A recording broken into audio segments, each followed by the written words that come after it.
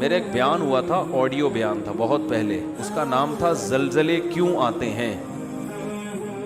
اس بیان کا نام تھا زلزلے کیوں آتے ہیں. بہت پہلے بیان ہوا تھا، اس وقت ویڈیو بیان نہیں آتے تھے.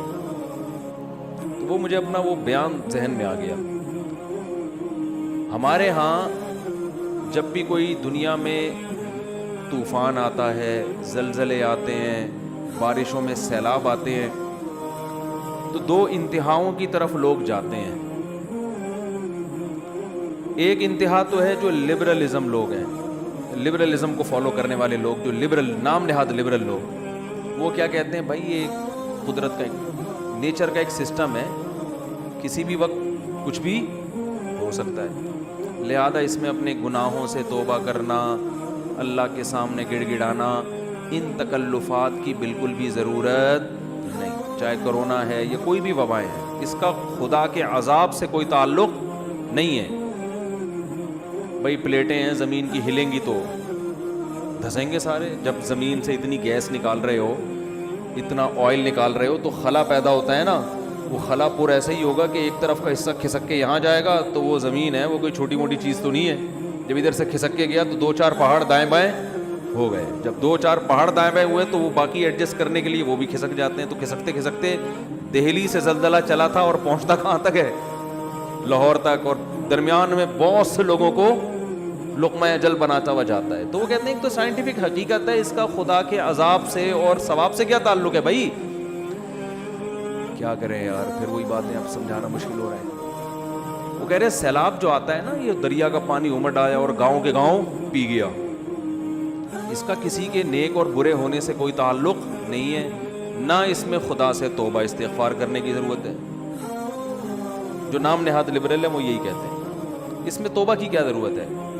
بھائی یہ تو گلیشیئر پگھل گیا تھا، گرمی زیادہ پڑی تھی، تو پگھل جب جائے گا تو ظاہر ہے دریا میں پانی زیادہ آئے گا. جب پانی آئے گا تو ظاہر ہے سائڈوں پہ نکلے گا. جب سائڈوں پہ نکلے گا تو وہ جو بھی سائڈ پہ بیٹھا ہوا ہوگا اس کو بہا کے لے جائے گا. اس کا اس سے کیا تعلق کہ اس نے تہجد پڑھ کے بیٹھا ہوا ہے یا گناہ کر کے بیٹھا ہوا ہے. اس کا اس سے کیا تعلق ہے کہ وہ بد نظری کرتا تھا، سود کھاتا تھا. یہ مولوی لوگ تمہیں خم خمیں ڈراتے ہیں، دیکھو وہ گاؤں کے لوگ سود کھاتے تھے، عذاب آیا اور سیلاب پانی بہا کے لے گیا.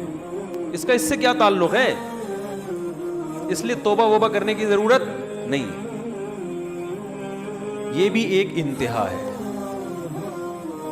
دوسری انتہا جو بعض مذہبی لوگ کرتے ہیں، وہ انتہا یہ ہے کہ ہر قدرتی آفت کو کسی گناہ کا نتیجہ قرار دیتے ہیں.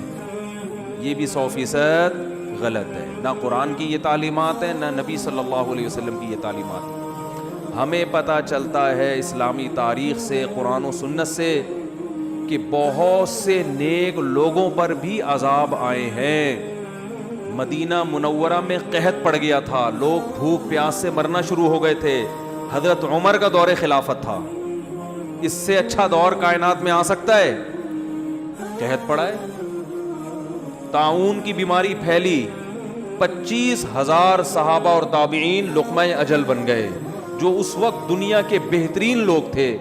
مگر وبا پھیلی ہے اور ہزاروں لوگوں کو اس نے لپیٹ لیا، جن میں زیادہ تر صحابہ اور تابعین تھے. نہیں آ رہی بات میرا خیال.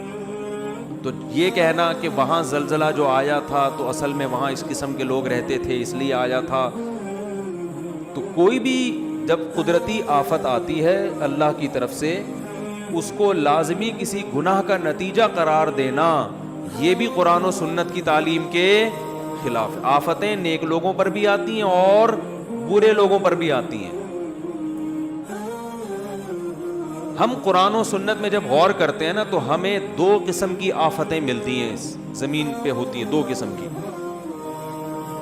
ایک آفت تو وہ قرآن نے بیان کی ہے جس میں واقعتاً 100% گناہ کا دخل ہوتا ہے، اور وہ اس عذاب کی کوئی سائنٹیفک لاجک نہیں ہوتی، وہ قدرت نے اپنی طرف سے کام کیا ہوتا ہے جس کا کوئی بظاہر سبب موجود نہیں ہوتا.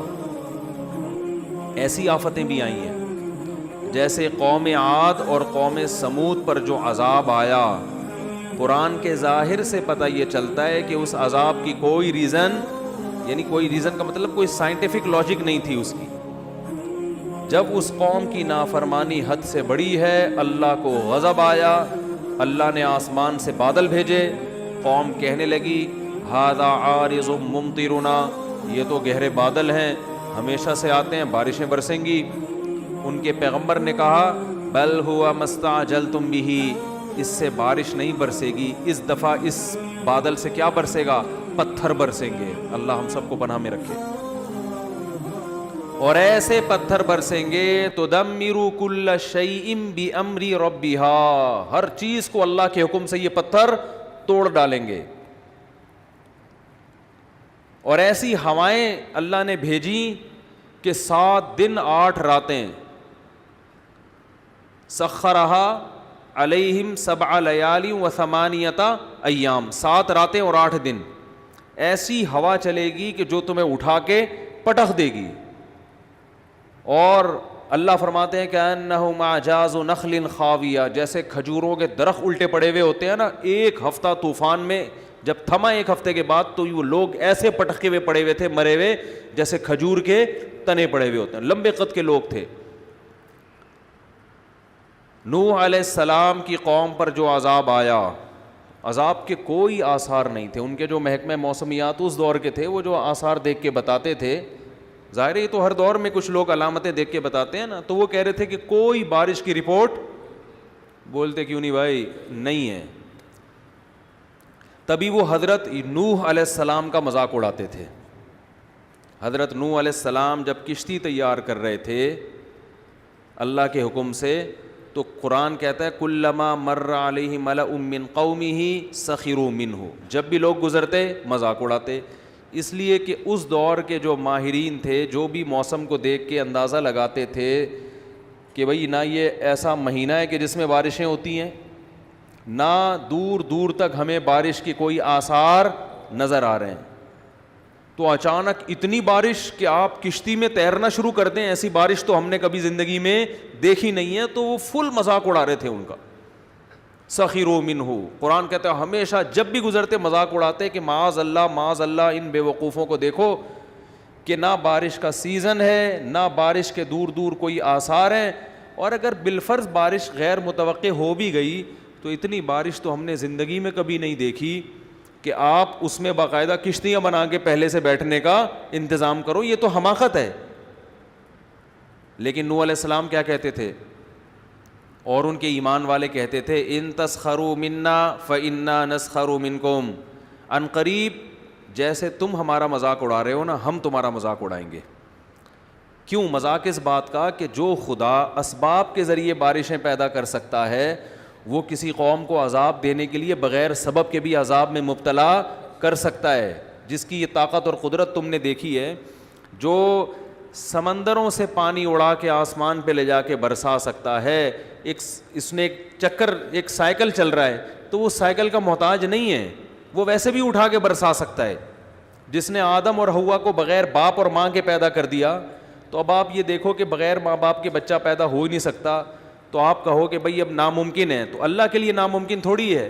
اللہ نے تو آدم اور حوا کو بغیر باپ اور بغیر ماں کے پیدا کر کے دکھایا اللہ نے, تو اس اللہ کے لیے تھوڑی مشکل ہے. تو مذاق تو ہم تمہارا اڑائیں گے کہ تمہیں اس خدا کی باتوں پہ یقین نہیں آ رہا.